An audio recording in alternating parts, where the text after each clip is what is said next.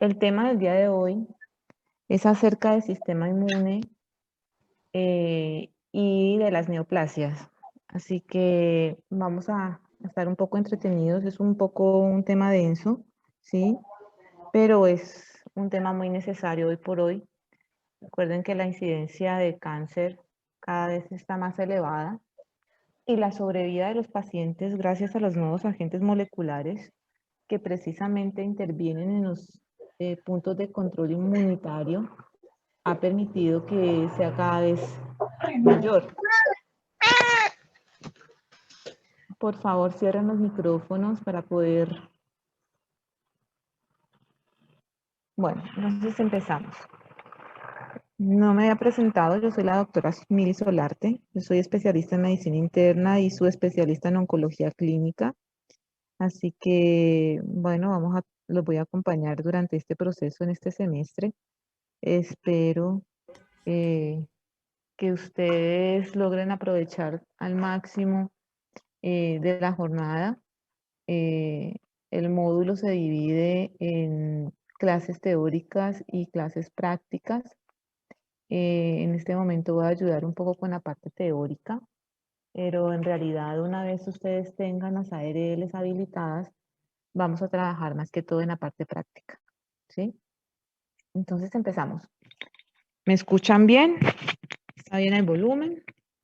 Sí, profe.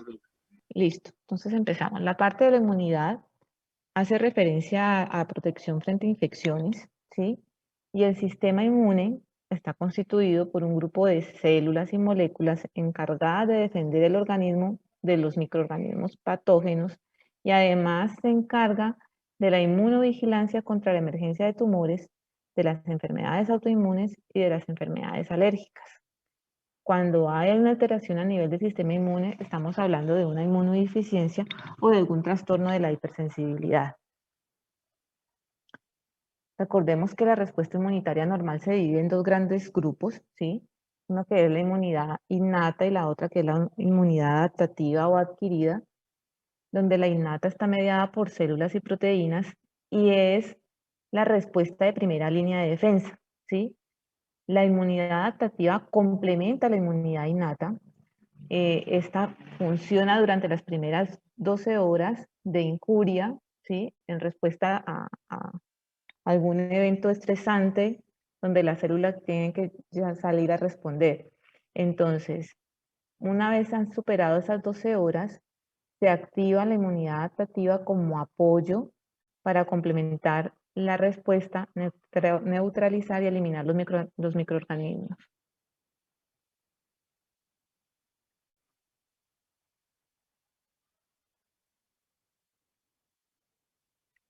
Bueno, entonces, en cuanto a los principales componentes del sistema inmune, recordemos que tenemos las barreras físicas y químicas, donde encontramos los epitelios, las enzimas, las células fagocíticas, principalmente los neutrófilos y los macrófagos, las natural killer, el sistema de complemento, las citoquinas, los receptores tipo TOL, NOD y RIG, y la microbiota, que hoy por hoy está llevándose múltiples estudios de investigación. Entonces, tenemos acá lo que les mencionaba inicialmente, ¿sí? Tenemos de 0 a 12 horas, donde la inmunidad innata, digamos, juega un papel primordial en la primera línea de defensa. Entonces, el microorganismo se va a encontrar con todos estos componentes, como son las barreras epiteliales, las células que habíamos mencionado, neutrófilo y macrófago, el microbioma que está por acá y el sistema de complemento. Después de este tiempo, ya empieza la inmunidad adaptativa a apoyar para eliminar el microorganismo del sistema. Entonces, el microbioma hoy por hoy se ha llevado muchos, como les decía, muchos estudios, ¿sí? Y nosotros somos en realidad como seres llenos de bacterias y virus, pero que afortunadamente son comensales, por así decirnos, y nos ayudan a mantener nuestro sistema inmunológico innato, ¿sí? Estos conjuntos de bacterias y hongos muchas veces llegan a producir componentes y enzimas que ayudan a proteger de otros elementos patógenos, como por ejemplo el estafilococo coagulasa negativo, no patógeno que está presente en la piel, produce un péptido antimicrobiano que puede ayudar a inhibir el crecimiento del estafilococo aureus, ¿sí? Entonces, en personas que tienen algún tipo de dermatitis atópica, ¿sí? Severa, pues no van a tener este tipo de protección con este estafilococo y van a tener de pronto más riesgos de tener algún tipo de infección a nivel de la piel, ¿sí? Porque no cuentan con esta barrera protectora a nivel de la epidermis. El término de disbiosis se refiere cuando hay un cambio en la composición o una diversidad de los metabolitos del microbioma, ¿sí? Esto va asociado a una enfermedad o a una condición premórbida, ¿sí? Generalmente se presenta por el uso de antibióticos crónicos. Esto lo encontramos mucho en los pacientes con internaciones prolongadas, donde se barre completamente con la flora intestinal, y eso condiciona a que los pacientes tengan mayor factores de riesgo para una infección por Clostridium difficile. Esto es una expresión común en este tipo de pacientes y es grave, ¿sí? El tratamiento es sumamente difícil. Existe en algunos lugares, más que todo en Europa y en Estados Unidos, donde hacen trasplante de microbiota fecal, ¿sí? Entonces, como se ha barrido por completo en estos pacientes la flora, lo que hacen es, tal cual como su nombre lo indica, trasplantar materia fecal al intestino, pero materia fecal rica en probióticos, ¿sí? Entonces, Profe, qué pena, me llamaste a lista.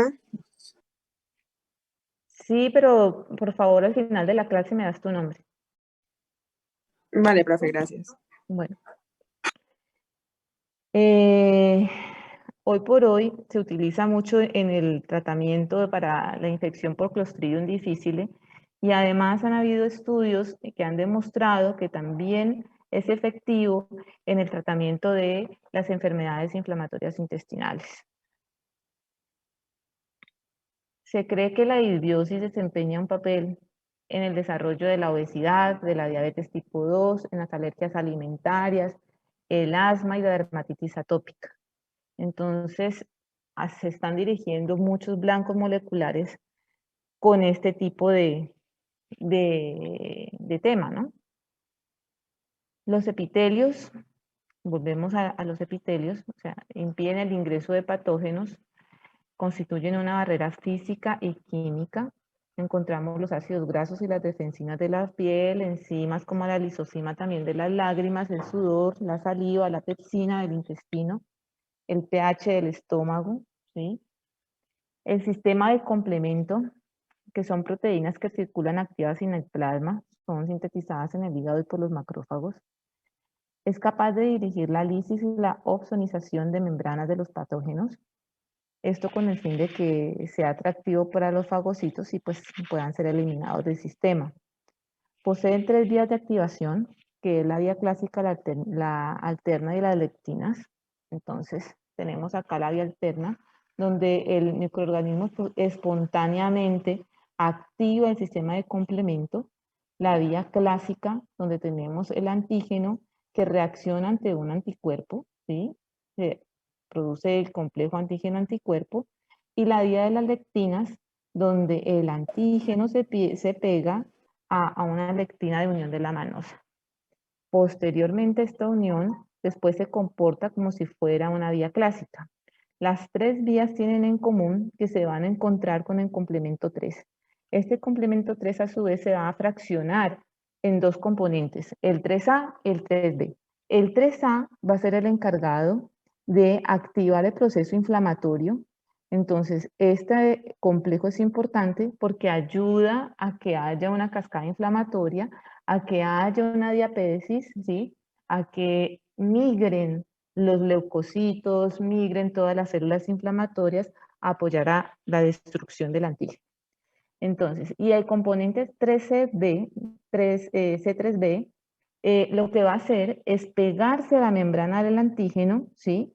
Este es un proceso denominado opsonización para hacerlo más atractivo, ¿sí? Y los fagocitos logren eliminar el microorganismo. Esto ocurre todo en la etapa inicial, ¿sí? Hay otra parte y otros componentes del sistema de complemento, ¿sí? Como son el complemento 5, que también participa en la cascada inflamatoria, ¿sí? Se va a dividir en C5A y C5B.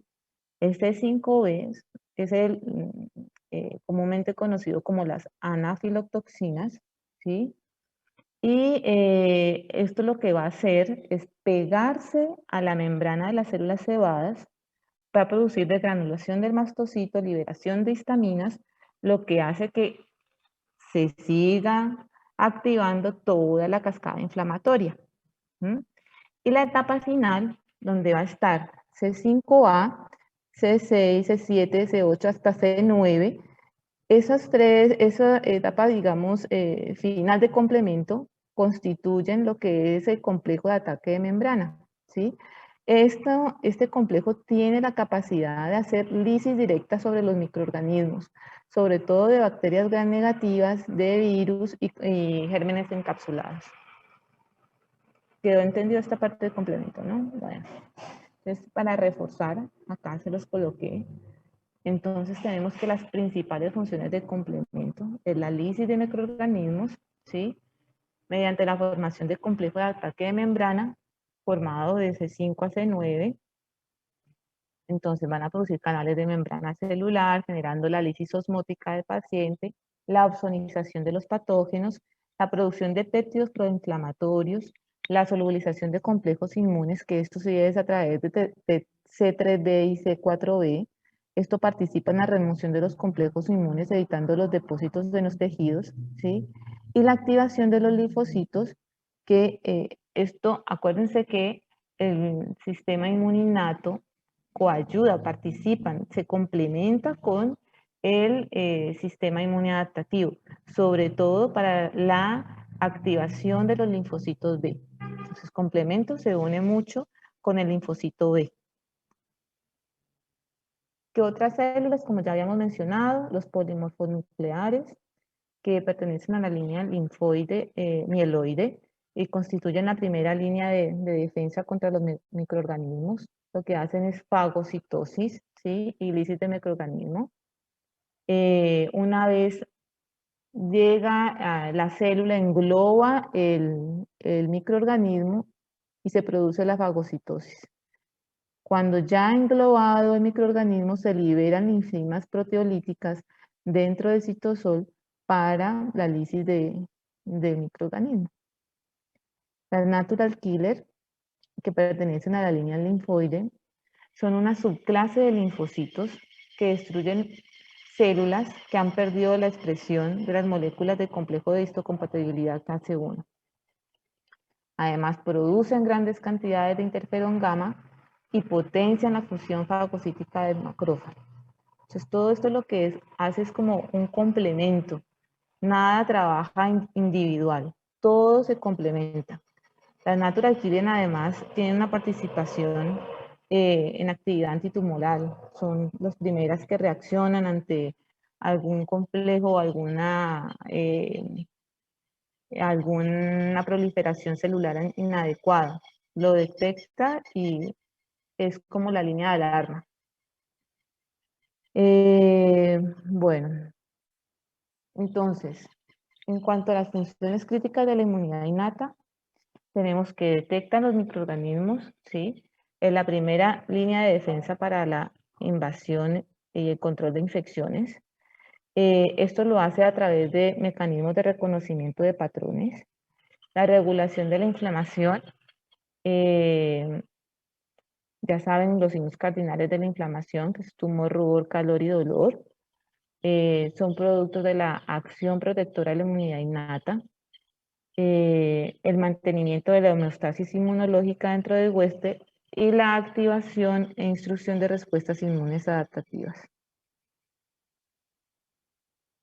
Acá no salió muy clara la imagen, pero bueno, era más o menos lo que pasaba durante la inflamación, ¿no? toda la activación de, el complejo inmune, las células del complejo inmune.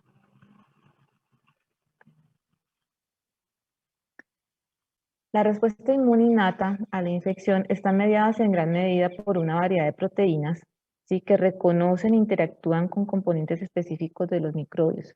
Estas proteínas se conocen como receptores de reconocimiento de patrones, para ayudar, digamos, a la detección del microbio, ¿sí? Activan después, una vez son reconocidas, activan todo el sistema. Y a su vez, ese receptor se tiene que pegar a un ligando, ¿sí? Entonces, los componentes moleculares de los microorganismos que son reconocidos por los receptores de reconocimiento de patrones se denominan patrones moleculares asociados a patógenos. Entonces, esos patrones moleculares asociados a patógenos están compuestos o tienen unas características especiales que hacen que se defiendan contra las células del sistema inmune. Entonces, son las bacterias que tienen los lipopolisacáridos, que tienen glicanos especiales, y eso hace parte del patrón molecular asociado a patógenos.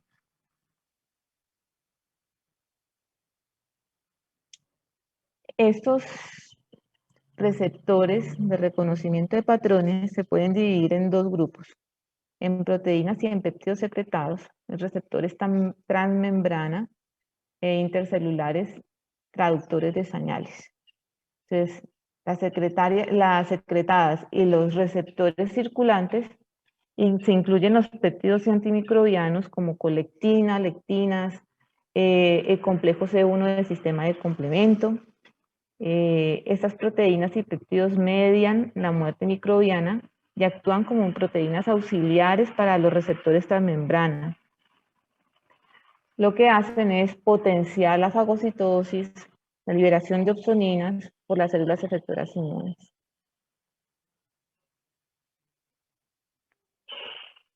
Ahora el sistema adaptativo. El sistema adaptativo consta de los linfocitos y sus productos, incluidos los anticuerpos, ¿sí? Entonces, al contrario del repertorio limitado del sistema innato, acá ya contamos con otra cantidad de sustancias y células como son los linfocitos B y los linfocitos T, y sus productos, que son las células plasmáticas y la producción de anticuerpos. Encontramos además las moléculas de complejo de histocompatibilidad, las células presentadoras de antígenos y los tejidos linfoides. Bueno, entonces acá tenemos el linfocito B, el linfocito T, ¿sí? Entonces el linfocito B más el microbio, entonces hacen el complejo antígeno-anticuerpo, ¿sí? Esto a su vez va a ayudar a la neutralización del microbio, la fagocitosis, la activación del complemento. Acuérdense que el linfocito B está muy de la mano con el sistema de complemento, lo cual ayuda a su activación, ¿sí? Los linfocitos T, encontramos gran variedad de linfocitos T. Tenemos los linfocitos T colaboradores, los citotóxicos, los reguladores y los citolíticos naturales, que son la natural killer, que es una variedad linfoide. No se considera exactamente como un linfocito T, pero sí de la familia de la rama linfoide. Entonces, el linfocito T colaborador, ¿sí? Cuando el antígeno microbiano es presentado, ¿sí?, por las células presentadoras de antígeno, lo que hacen es activar a que se recluten más células inflamatorias, a que se recluten más linfocitos T citotóxicos para que migren y vayan hacia el microorganismo. Además, liberan células inflamatorias, ¿sí?, como las citoquinas, activan macrófagos, y esto hace que el linfocito T se pueda diferenciar además cuando son linfocitos T vírgenes o a células T como tal, citotóxicas, o a células B, ¿sí?, para la producción de anticuerpos. Acá, el linfocito T citotóxico directamente, al unirse con la célula infectada, puede causar directamente lisis de esa célula infectada, ¿sí? Y el linfocito T regulador es muy importante porque esto permite que regula, como su nombre lo indica, regula el efecto del linfocito sobre el microorganismo, o sea, que no se vaya o no se desvíe su respuesta hacia tejidos sanos, ¿sí? O sea, como que comanda de que cuando se liberen sustancias sean dirigidas contra el microorganismo y no contra tejidos sanos. Y la natural killer, que también tiene potencial directa para matar células infectadas. Tenemos las células presentadoras de antígenos que actúan comunicándose con el microorganismo, ¿sí? Como si fueran los policías del sistema, encuentran el antígeno, lo agarran y se lo llevan directamente hacia el ganglio linfático, a la zona T del ganglio linfático, para presentarlo a los linfocitos T, ¿sí? Los más importantes son las células dendríticas, ¿sí? Estas células se localizan debajo de los epitelios, que es el lugar frecuente de entrada de los microorganismos, en los intersticios de todos los tejidos y donde puedan producirse antígenos. Las células dendríticas de la epidermis se denominan células de Langerhans. Las células dendríticas expresan muchos receptores para capturar y responder a los microorganismos. En estos receptores que se encuentran están los receptores tipo TOL y los receptores...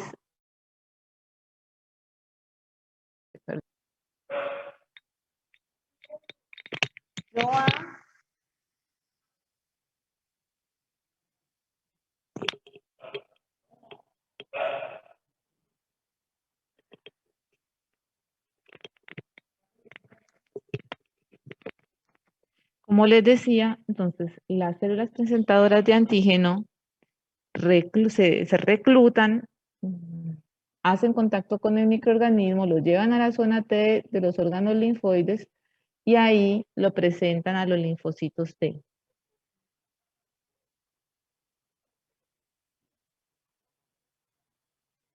Entonces, ¿qué hace parte del sistema inmune adaptativo? Pues el tejido linfoide, que es lo que hemos estado hablando, los linfocitos T y B, requieren de que estén maduros, para eso tienen, digamos, sus órganos primarios o centrales donde ocurre esta primera etapa.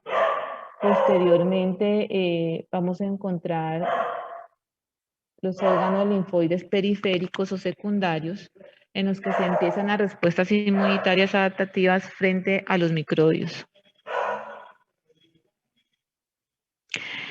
Los principales órganos linfoides generadores, ¿sí?, o primarios son el timo, donde se desarrollan los linfocitos T, la médula ósea y el lugar de producción de todas las células sanguíneas, ¿sí?, y donde maduran los linfocitos B.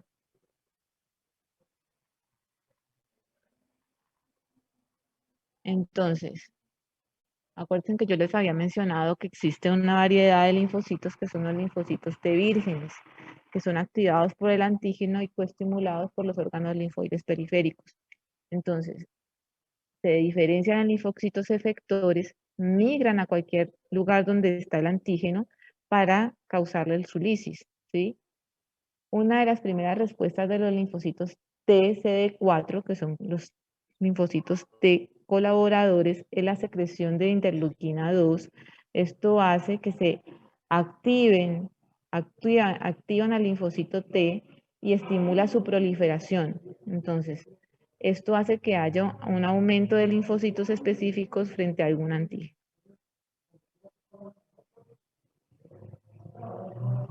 Parte de los linfocitos TCD4 activados se diferencian en linfocitos efectores, que secretan diferentes tipos de citoxinas y realizan diferentes funciones. Entonces, los linfocitos de su grupo TLH1 secretan citocinas como el interferón gamma, que es un activador potente del macrófago. Entonces, esto siempre va complementando al sistema inmune, ¿sí? Entonces, el macrófago tiene un papel importante porque cuando llega el linfocito T, como que lo ayuda a que finalmente se produzca la muerte celular, la muerte del microorganismo que tiene fagocitado ya el macrófago, como que potencian su acción.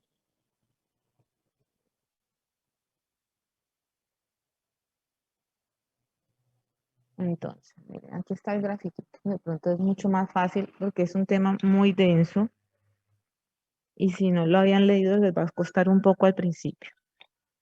Entonces, tenemos acá las células dendríticas, las células presentadoras de antígeno, aquí vienen con su antígeno. Yo que les dije en todo este rato, que venían a dónde? A la zona T del órgano linfático. En este momento están acá en un ganglio linfático.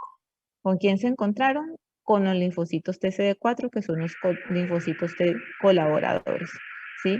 Entonces, habíamos dicho que cuando se pegaba con los linfocitos TCD4, se liberaba interleuquina 2, y eso ayudaba a que más linfocitos T se reclutaran, ¿sí? Y se producieran linfocitos T efectores. Entonces, esos linfocitos T efectores lo que van a hacer es migrar del órgano linfático hacia el lugar donde esté el microorganismo. Otra acción, ¿sí? Es que estos linfocitos pueden venir y coayudar, lo que hablábamos del macrófago que ya había ingerido el microorganismo, a potenciar la fagocitosis, a que haya mayor liberación de citocinas y finalmente se produzca la muerte del microbio, ¿sí? A su vez, como hay secreción de citocinas, ¿sí? Bueno, a su vez, como hay secreción de citocinas, recuerden que todo esto activa una cascada inflamatoria, no es solamente la interleuquina 1, 2, hay muchas interleuquinas que participan en el proceso de cascada inflamatoria, ¿sí? Entonces lo que hace es atraer que haya mayor migración de glóbulos blancos, en este caso, mayor migración de polimorfonucleares al sitio, eh, al sitio donde está el microorganismo o donde esté la lesión, dependiendo de lo que estén atacando, ¿sí? Y se produzca mayor cantidad de inflamación, se recluten más células que ayuden a controlar el proceso infeccioso o al microorganismo en cuestión. Bueno, acá hay otra porción, digamos, del linfocito T virgen que les había dicho,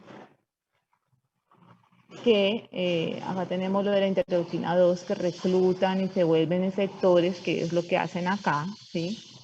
Pero hay otra parte que se convierte en linfocitos T de memoria, ¿sí? Entonces los linfocitos T de memoria son los que más duran en el organismo, son los que tienen toda la memoria inmunológica frente a las infecciones que ha tenido el huésped.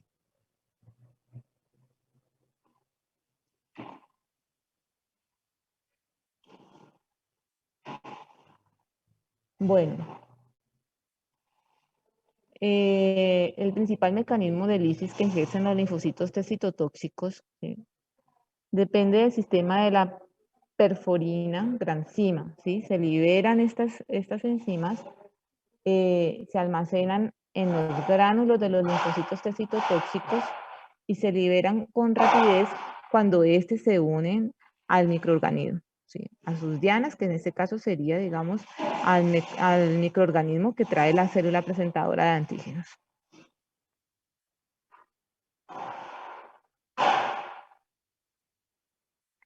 En cuanto a la activación de los linfocitos B, después de su activación, recuerden que la activación está relacionada con el sistema de complemento, proliferan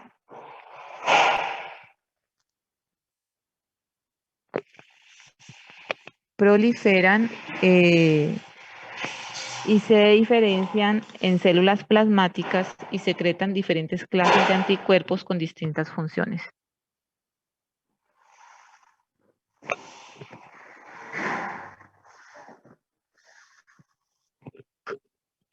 Entonces, tenemos acá al linfocito B, ¿sí? Que de aquí se está formando, ocurre una proliferación. Estos linfocitos B, cuando ya están estimulados, por así decirlo, se diferencian.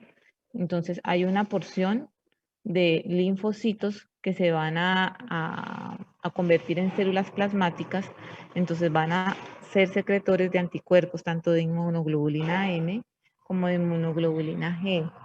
Y acá vemos, acá están los de la inmunoglobulina M. Acá hay un cambio de clase, ¿sí?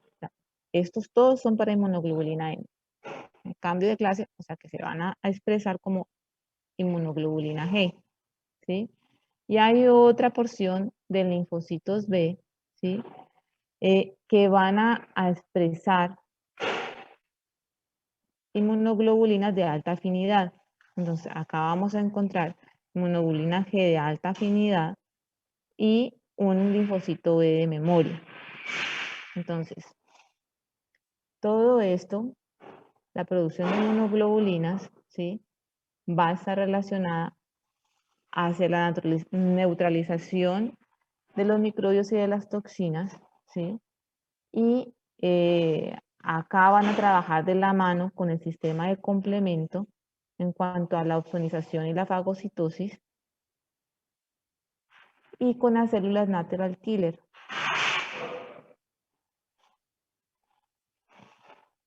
Recordemos también que acá la activación del complemento, el complejo C3b, está relacionado con la opsonización y también el complejo 13A con toda la parte inflamatoria para el reclutamiento de más neutrófilos o de macrófagos.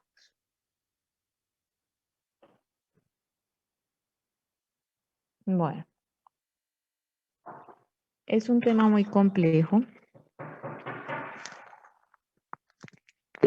Mil disculpas, pero justo acá hay un ruido terrible, no sé si me están escuchando. Pero bueno. Acá vamos a hablar un poquito acerca del cáncer, ¿sí? El cáncer se desarrolla cuando una célula adquiere ciertas aberraciones en su material genético, causan una proliferación descontrolada, hay una pérdida de la apoptosis y otras anormalidades que se manifiestan con acumulación progresiva, ¿sí? De sus descendientes en un tejido nuevo anormal. Entonces, ocurre una mutación o una pérdida, digamos, del funcionamiento adecuado de una célula. Esta sigue trabajando aberrantemente, se sigue dividiendo exponencialmente, dando lugar a un tejido anormal al que denominamos neoplasia, un tejido nuevo. Neoplasia es un tejido nuevo, pero un tejido malo, que afecta la hemostasis del individuo y que sin control esto va a culminar en una diseminación a distancia, que es lo que conocemos como metástasis, y a la muerte. Los daños a nivel del ADN, que son causados por múltiples causas, esto es un daño multifactorial entre los que encontramos carcinógenos químicos, la radiación, daños previos a nivel del ADN, drogas, ¿sí? O también puede estar relacionado a una parte hereditaria, pero solo en un 5% de los casos por mutaciones de la línea germinal. Acuérdense que las mutaciones se producen tanto en la línea germinal como en la línea somática, ¿sí? La línea germinal es la línea de herencia pura. La somática es todo lo que nosotros vamos adquiriendo con el tiempo. Son mutaciones adquiridas. La línea germinal son las mutaciones que se adquieren realmente de la herencia, ¿sí? Entonces, no todas las mutaciones son iguales. Hay unos drivers, ¿sí? Que son los que inician el proceso oncológico. O sea, hay mutaciones que tienen mucho más penetrancia, ¿sí? O que son mucho más agresivas que otras. Entonces tenemos las mutaciones que son drivers y las mutaciones que son passengers. Entonces, no tienen la capacidad de generar per se un fenotipo oncológico, pero en algún momento la acumulación de mutaciones, ¿sí? O la acumulación de polimorfismos podrían llegar a dar una variedad potencialmente eh, de un fenotipo oncológico. Entonces, los hallmarks del cáncer. Entonces, mira, tenemos que aquí que el cáncer se desencadena por un mecanismo multifactorial, ¿sí? Tiene múltiples causas.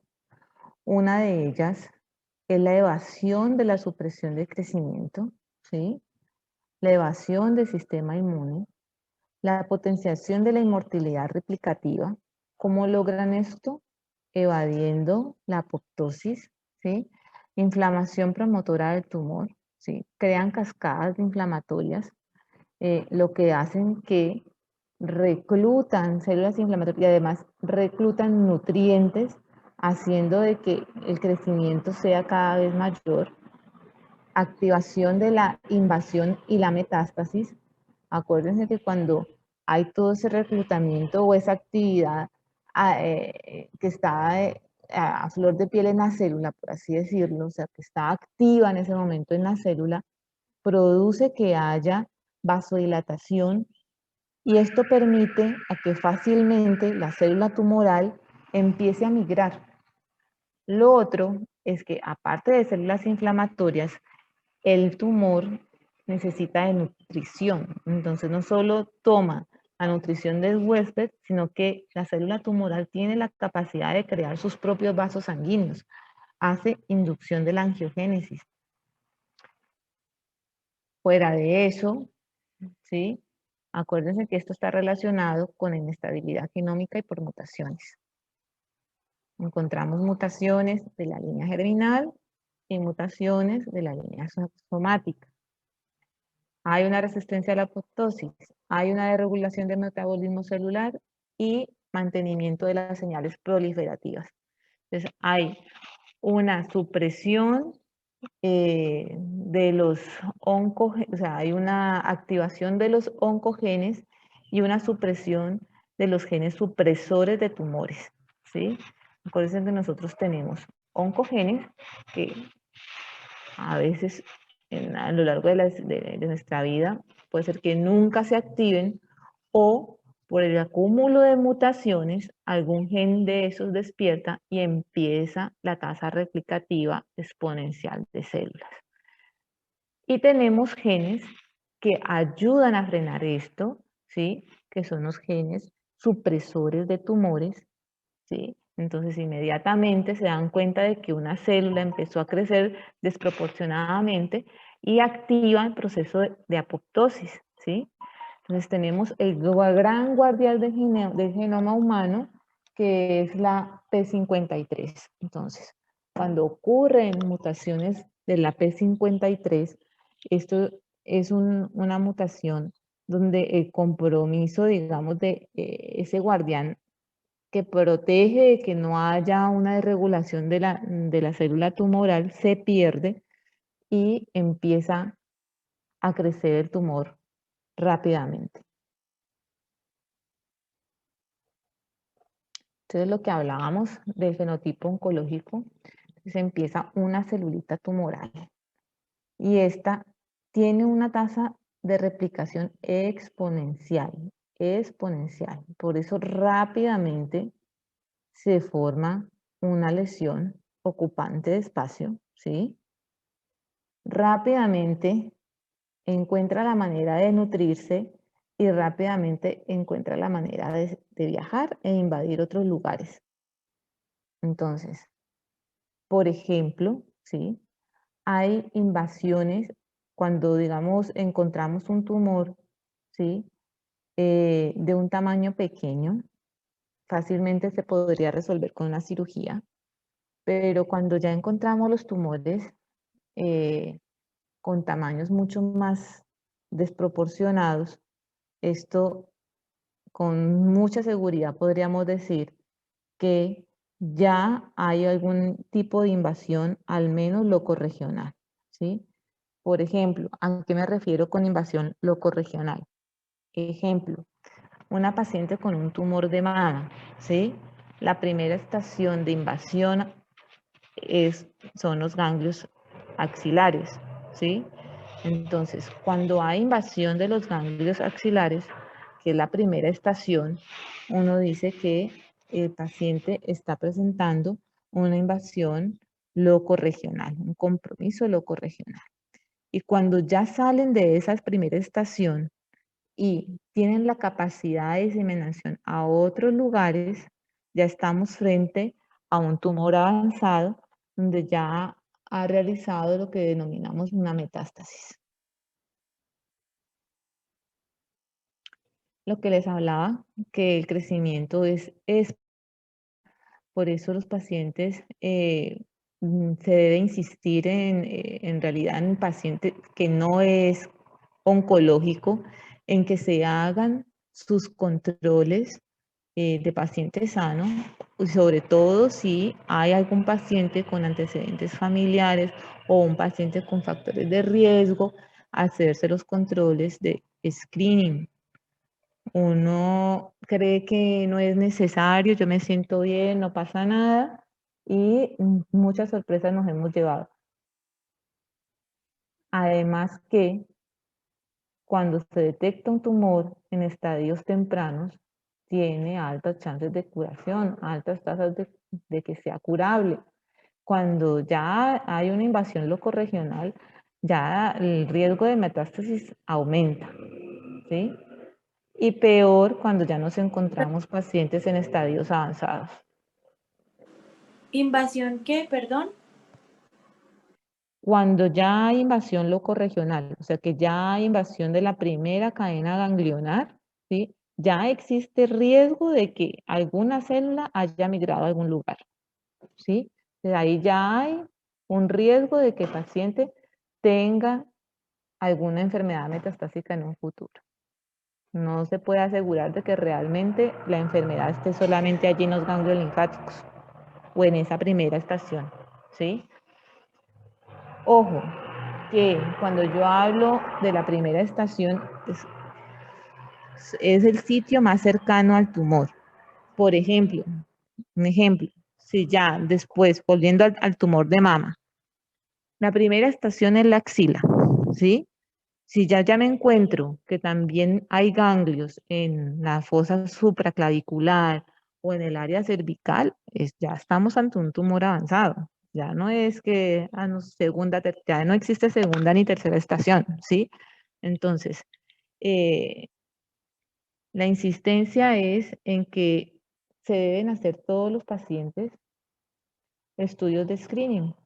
Uno se olvida, el paciente que acude a su consulta a su consulta de control, ¿sí? Por consulta externa, preguntarle si usted ya, señor, ¿usted cuántos años tiene? Ah, no tengo 60 años. ¿Usted ya se hizo la videocolonoscopia? No, no me la he hecho. Todo paciente por arriba de 50 años tiene que tener una videocolonoscopia, ¿sí? O las señoras, señora, ¿usted ya se hizo la mamografía? No, yo no me la he hecho, ¿sí? Entonces, toda paciente por arriba de los 40 años, en realidad es por arriba de los 40 años, aquí las guías nacionales hablan por arriba de los 45, 50 años, pero en realidad las guías internacionales recomiendan de que los estudios de mamografía sean a partir de los 40 años, ¿sí? Bueno, lo que les hablaba del crecimiento exponencial, esto no da espera, así que un paciente que no es intervenido a tiempo, ¿sí?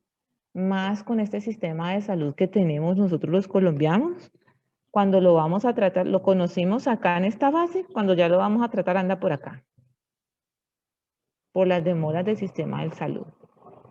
Así que Por eso es importante la detección temprana lo más pronto posible.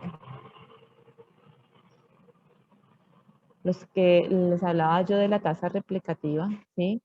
Un tumor, me dice que puede ser detectable a partir del centímetro. Realmente, hoy por hoy, gracias a la ecografía, por ejemplo, en el caso del tumor de mama, hemos logrado identificar tumores por debajo del centímetro, ¿sí?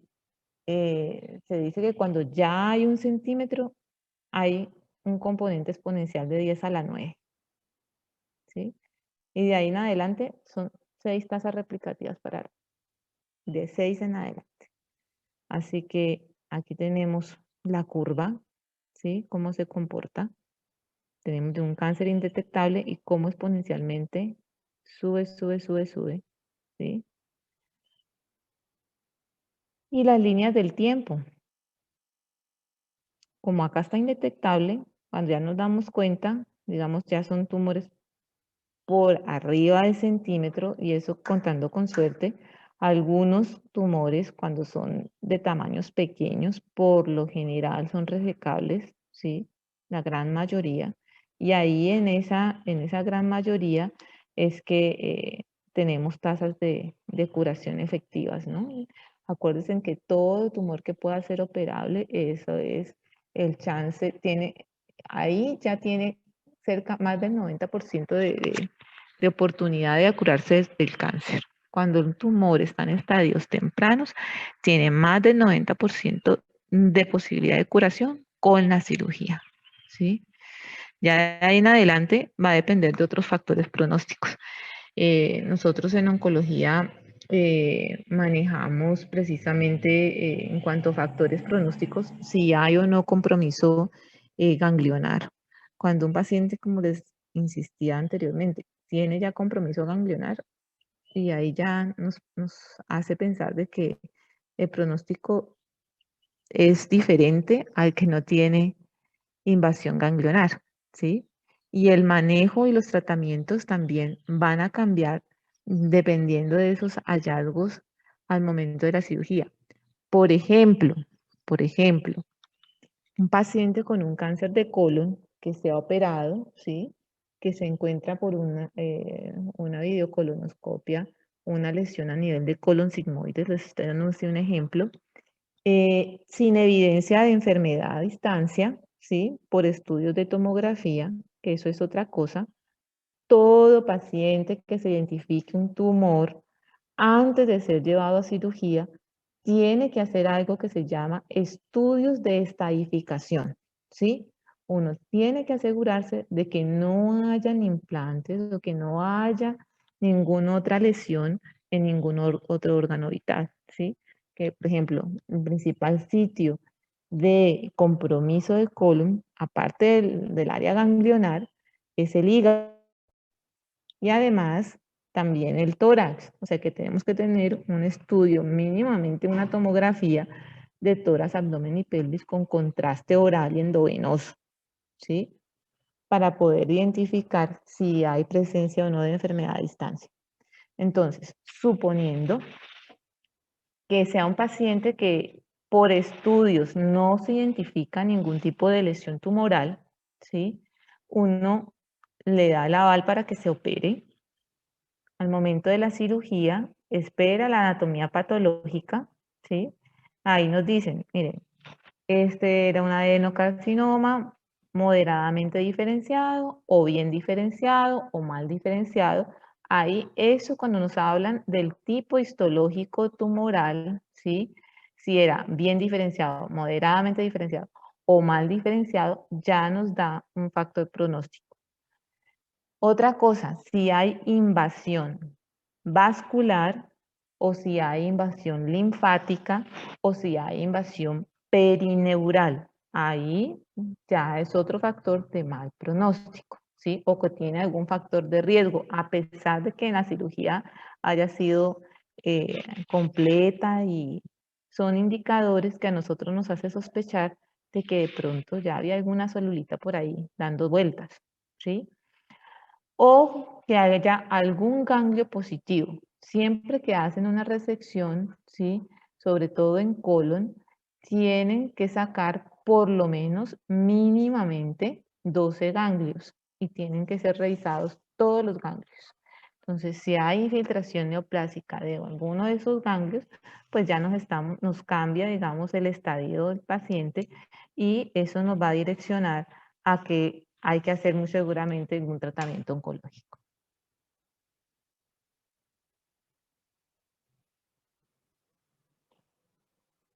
Bueno, acá justo tenemos un pólipo. Entonces tenemos el epitelio normal, ¿sí? Hay mutaciones asociadas a las poliposis, ¿sí? Como es el gen APC. Este gen APC es un gen driver, ¿sí? ¿Acuerdan que les habíamos hablado que hay genes que son como más pesados, ¿sí? Por así decirlo, o con más penetrancia. Este gen, el APC, es un gen driver, al igual que el KRAS y al igual que el AP53, son genes drivers. Entonces, acá empieza con una hiperproliferación del epitelio, ¿sí? Posteriormente sigue creciendo, encontramos un pequeño adenoma, por eso la importancia de hacer las videocolonoscopías, eh, porque estos adenomas pueden ser resecados durante el procedimiento, ¿sí? Cuando los adenomas son mayores a 3 centímetros, no se pueden resecar endoscópicamente, ¿sí? Es más, hay quienes no lo sacan incluso con 2 centímetros, ¿sí? Entonces, ¿por qué? Porque ya puede haber alto riesgo de que ese adenoma tenga ya compromiso, se haya transformado de adenoma a un adenocarcinoma y haya pasado la membrana basal, ¿sí? El peligro es que haya compromiso a nivel de la membrana basal, entonces deja de ser, por ejemplo, un carcinoma in situ, supongamos que acá hay células tumorales acá en la punta del adenoma, ¿sí? Pero pasa de ser un adenocarcinoma in situ a un adenocarcinoma invasor. Cuando pasa la membrana basal, el tumor ya se convierte en invasor y el procedimiento es una cirugía, ¿sí? Por más pequeño que sea el tumor.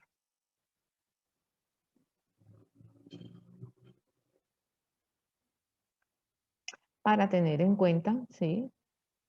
Pacientes que los sitios de diseminación más frecuentes en algunos tumores, por ejemplo, en el cáncer de mama, lo que les mencionaba, la axila, ¿sí? Es el sitio número 1.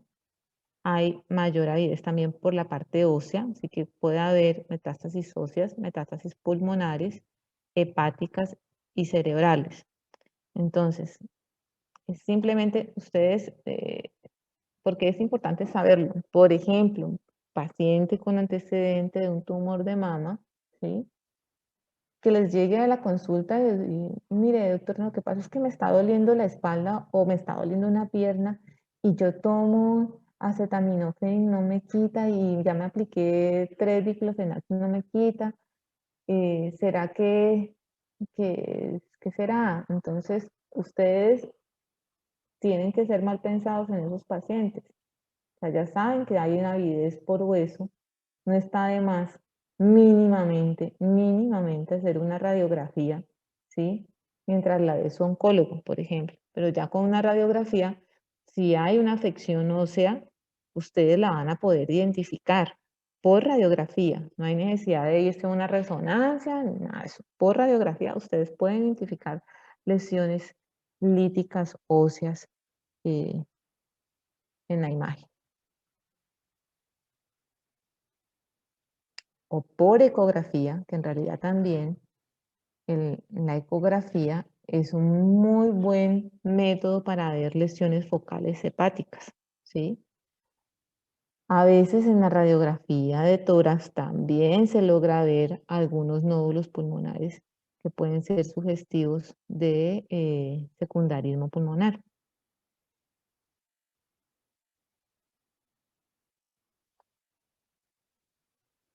En el cáncer de pulmón El principal sitio o el primer sitio de metástasis por lo general es el mediastino. El segundo, el mismo pulmón, ¿sí? Ipsilateral o contralateral, ¿sí? El hígado, hueso y sistema nervioso central. En próstata tenemos los tejidos blandos. ¿A qué me refiero con tejidos blandos? A que el tumor puede invadir vesículas seminales, puede invadir vejiga y puede invadir ganglios, ¿sí? De la cadena paraórtica o ganglios de las ilíacas. Segundo sitio, y con mucha avidez, hueso, ¿sí? Tercero, pulmón y por último, el hígado.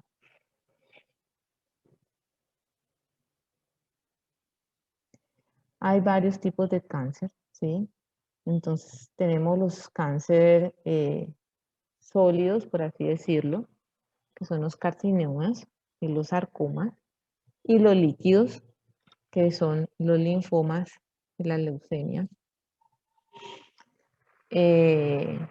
Acá básicamente colocan en este cuadrito en cuanto a los carcinomas, pues el cáncer de pulmón, mama, próstata, estómago, colon y recto, cáncer de riñón, aquí faltan un montón. Pero en cuanto a los sarcomas, tenemos los osteosarcomas, sarcoma de Ewing, sarcoma de tejidos blandos, leiomiosarcoma y el sarcoma pleomórfico indiferenciado, entre otros sarcomas. También faltan ahí un montón. Y el melanoma cutáneo ocular y en las mucosas. El melanoma es uno de los tumores más impredecibles donde encontrar metástasis. Por ejemplo, el melanoma te puede dar metástasis donde menos te lo esperes. Así que no hay como un patrón claro como con los otros tumores. Cuando vamos a realizar un tratamiento, simplemente para que ustedes conozcan que existe esa terminología, nada más. Cuando nosotros vamos a hacer un tratamiento a una paciente con un tumor, por ejemplo, volvemos a la paciente del tumor de mama que tenía ganglios axilares positivos, por ejemplo. Entonces, en ese tipo de pacientes que ya hay una alta sospecha de que ya tenemos enfermedad locorregional, pero no sabemos a distancia, ¿sí? Por ejemplo, por estudios de imagen no se evidenciaban otras lesiones o otros hallazgos, pero nosotros no sabemos microscópicamente si eso sea así. Acordémonos que los estudios de imagen nos permiten visualizar lesiones por encima de los 8 milímetros. Por debajo de 8 milímetros no se ve nada, no hay nada, ¿sí? Ningún estudio ve una lesión por debajo de 8 milímetros. Entonces, en esos casos, nosotros hacemos tratamiento sistémico como para limpiar o barrer cualquier célula que ande rondando en algún otro lugar antes de ser sometida a la paciente a una cirugía. Entonces, cuando uno hace un tratamiento antes de una cirugía, utilizamos el término de neoadyuvancia, ¿sí? Entonces, el paciente que hace tratamiento neoadyuvante con quimioterapia, por tumor de mama, por ejemplo. Por si de pronto ustedes llegan a leer una historia clínica y dice tratamiento neoadyuvante, ¿eso qué es? Bueno, ya saben que es el tratamiento que se hace previo a una cirugía.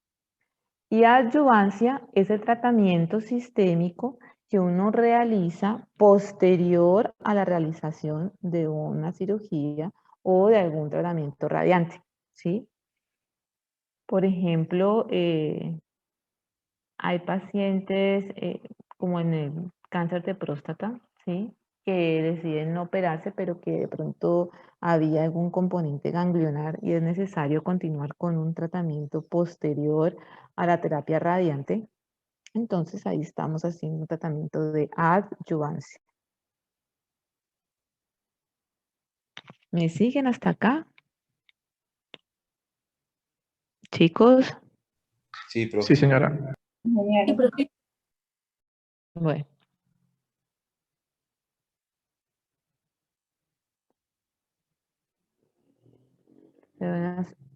Unas charlita de acá. Entonces, en cuanto a la citorreducción, uno trata de hacer un procedimiento, ¿sí?, que sea lo más efectivo para que se logre sacar la mayor cantidad de tejido tumoral eh, que se encuentre en la paciente, ¿sí? Entonces, cuando se hacen este tipo de procedimientos, uno tiene que tratar de comunicarse con el cirujano, cosa que es muy difícil aquí en Colombia, eh, poder tener una comunicación fluida multidisciplinaria. Lamentablemente, yo acá lo poco que he visto es que hay muy poca comunicación entre los especialistas. Entonces, es difícil, porque estos pacientes en realidad, antes de ser sometidos a una cirugía, uno tendría que o sea, hablar con el profesional, decirle, mira, yo necesito que esta paciente, este tumor, a ver si le puedes sacar este ganglio de más o si le puedes hacer esta muestra. No quiero decirte que el oncólogo vaya a decirle cómo operar la paciente, pero sí al menos llegar a un consenso sobre cómo, tomar las muestras, por ejemplo. Algo tan sencillo como eso, ¿sí? O una biopsia. Nosotros nos hemos encontrado pacientes que han sido operadas sin una estadificación, pacientes que lamentablemente le han hecho una cirugía, por ejemplo, de ovario y faltó tomar muestras de aumento, pacientes que no les hicieron lavado peritoneal. O sea, hay unos protocolos que deben ser estrictos y que se deben realizar al pie de la letra, ¿sí? Porque de eso depende el pronóstico y la respuesta del tratamiento que se haga con la paciente, ¿sí? Entonces, si la paciente es sometida a una cirugía, por ejemplo, de un tumor de ovario, y no se saca al menos una muestra de aumento, quedamos a ciegas sin saber si hay compromiso peritoneal o no, porque puede haber implantes peritoneales que no sean visualizados por estudios de extensión y se está perdiendo la oportunidad de hacer un adecuado tratamiento.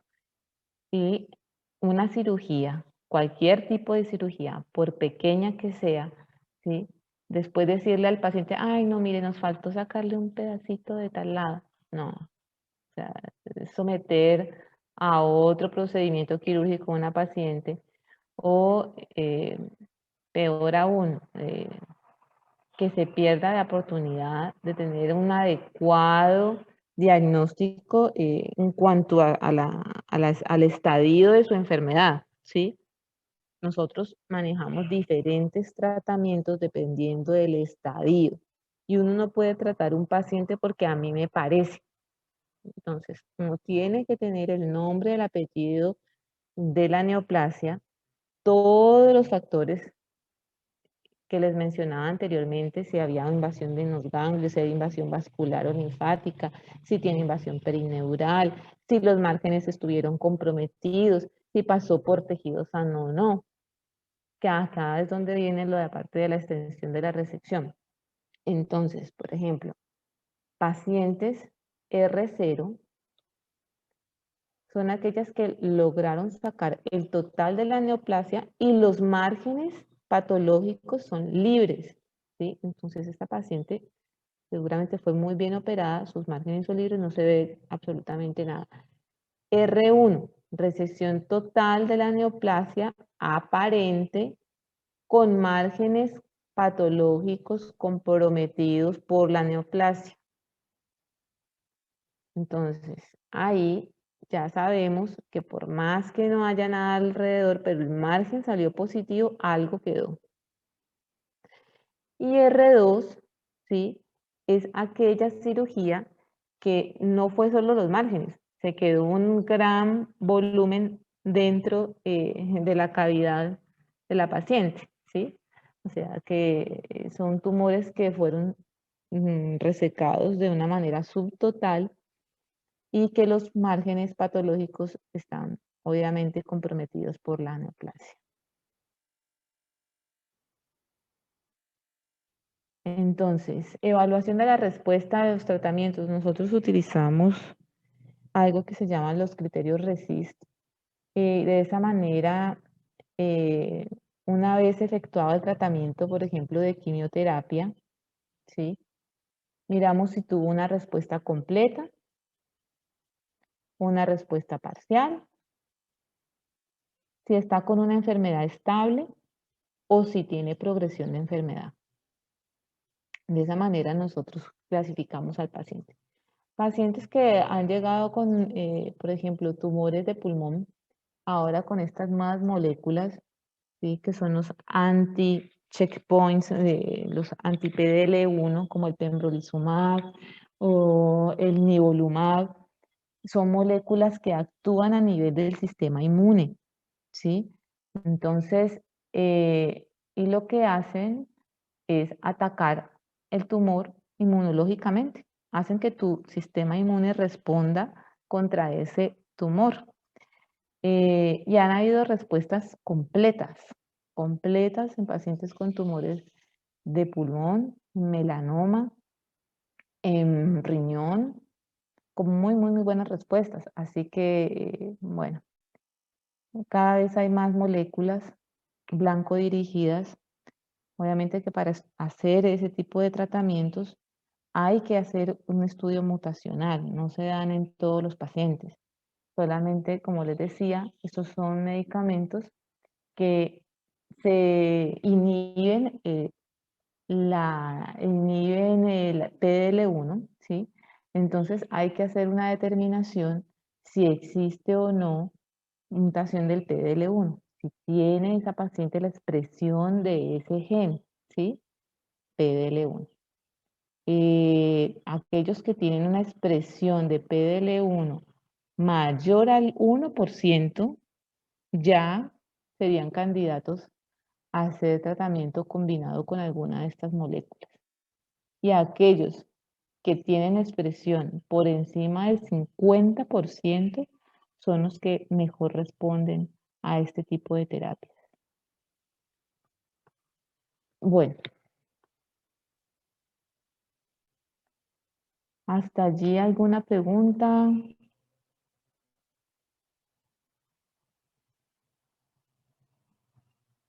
La Creo que no, profe.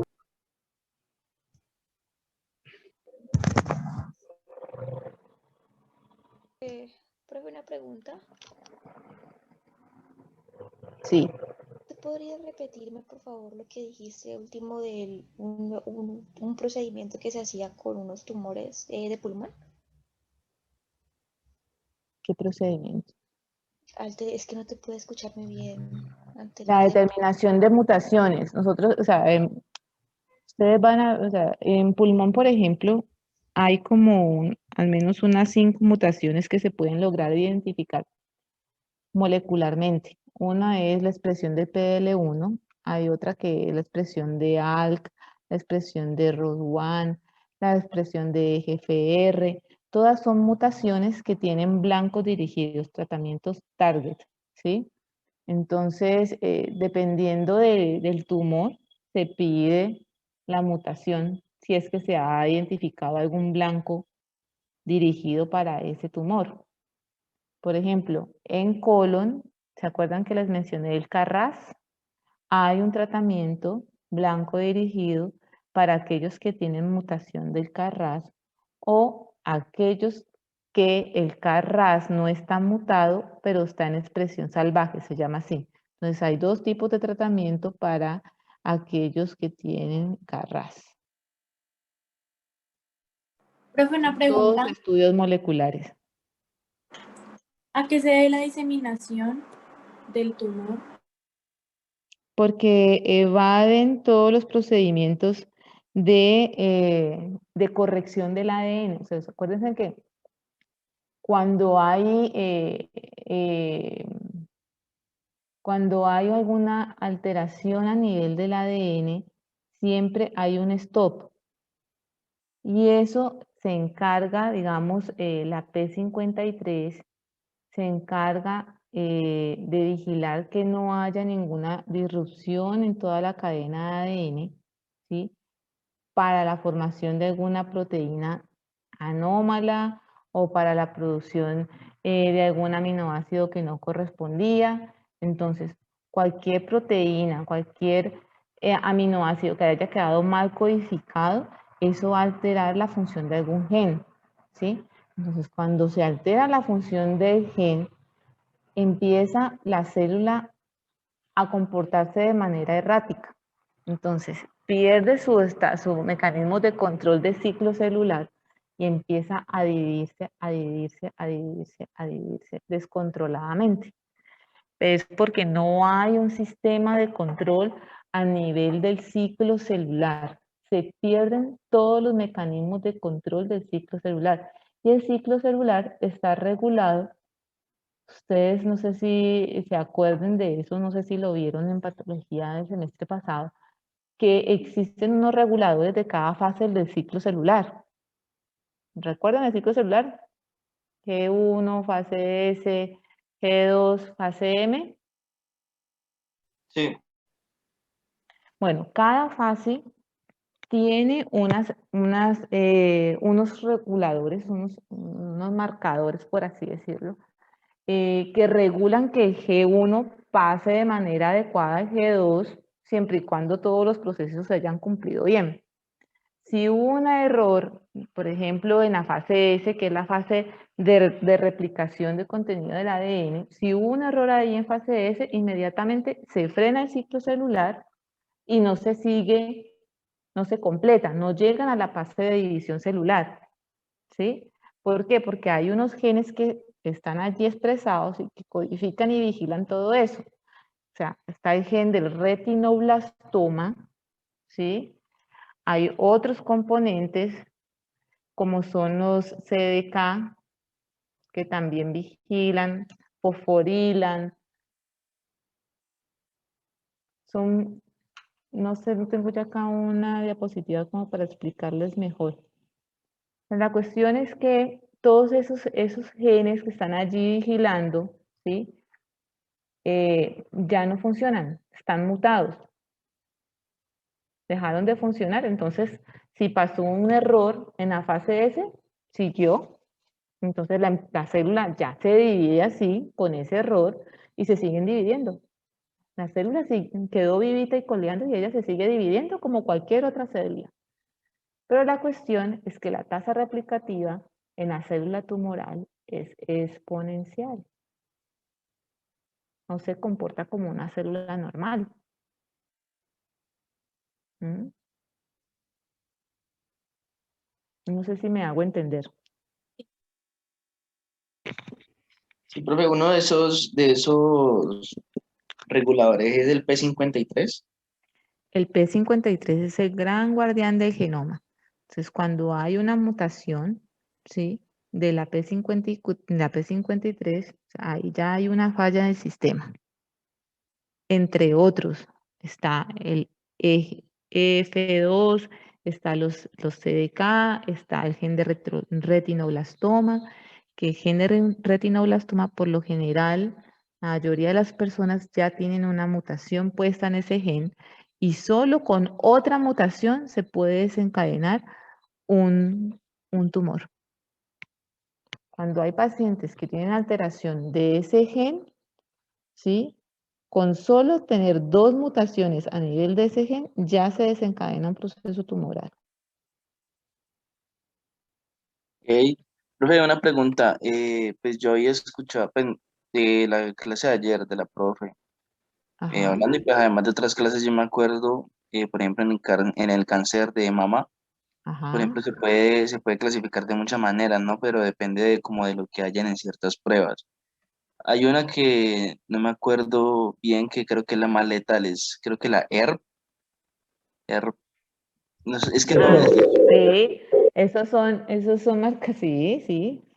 Es más, este hace ERP parte, que es, el HER2 es un componente molecular, ¿sí? Que cuando está presente una expresión, ¿sí?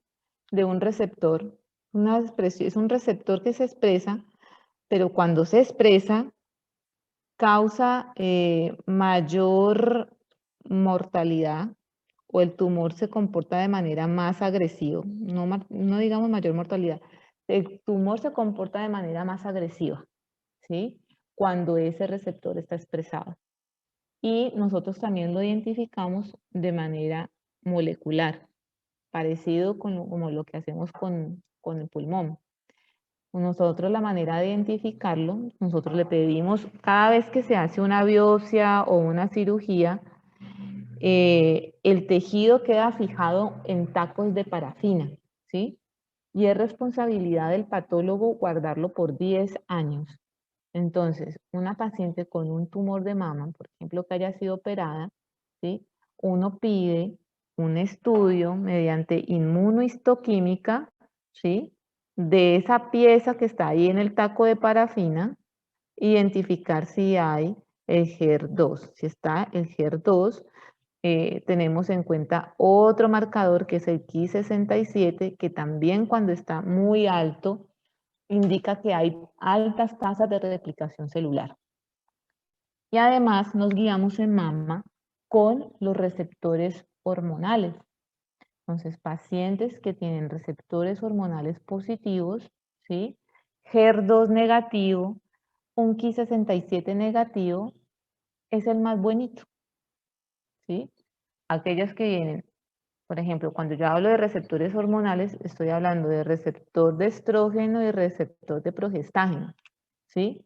Si los dos vienen positivos, 100%, por ejemplo, ¿sí? Es una paciente, eso tiene una clasificación, se dividen en luminal A, luminal B, HER2 positivo y triple negativo. Entonces, el luminal A es el que tiene los receptores totalmente expresados y todo lo demás negativo. O sea que, en teoría, sería el que mejor está, ¿sí? El luminal B es el que tiene un receptor positivo, el otro negativo, HER2 negativo y Ki67 bajo. El HER2 positivo es el que tiene solamente el HER2 positivo y todo lo demás Hola. negativo. ¿Sí? Ah, no, es que se me cortó cuando estaba hablando. Pero al parecer fue mi internet. Ok, entiendo. Pero digamos de qué depende digamos que una neoplasia exprese este marcador, el HER2. Depende del grado de la mutación o de una mutación en específico. O sea, que se muten muchas cosas o que se mute, no sé, algo Ese específico. receptor, la expresión de ese receptor es lo que se modifica. ¿Por qué? Es desconocido. Es Ok. desconocido porque unas sí y otras no. Es como los receptores hormonales. ¿Por qué unas sí tienen receptores hormonales y por qué otras no? Se desconoce. Ok. Listo. Gracias. Bien. Profe, yo tengo una pregunta, pero no es Sí. tanto respecto a la exposición, sino al manejo del curso. ¿Cómo va a ser el método de calificación? Pues ya sé que vamos a iniciar con una parte teórica, pero cómo se va a manejar la práctica y todos esos detallitos. Ya te digo. Bueno, primero hasta que no tengan la parte de la ARL, no se puede coordinar las rotaciones. Sí, pero dame un segundo.